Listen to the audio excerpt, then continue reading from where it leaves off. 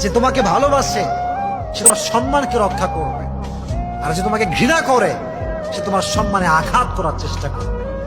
এজন্য যেই পুরুষ নারীর সতীত্ব নিয়ে ছিনিমিনি খেলে সে কি আসলে ভালো মানুষ না ধোঁকাবাজ? যে কাউকে ঠকিয়ে চলে যায় তার জীবনে কখনো সুখ সে খুঁজে পায় না।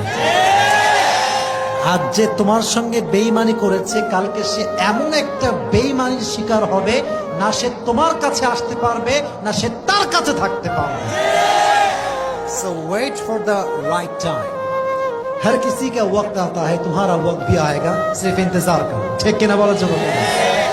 মনে রাখবেন, সম্পর্কে রাগ হতে পারে, অভিমান হতে পারে, বাট ছেড়ে যাওয়ার নাম ভালোবাসা নয়, হাতটা আগলে ধরার নাম হচ্ছে ভালোবাসা। ঠিক কিনা?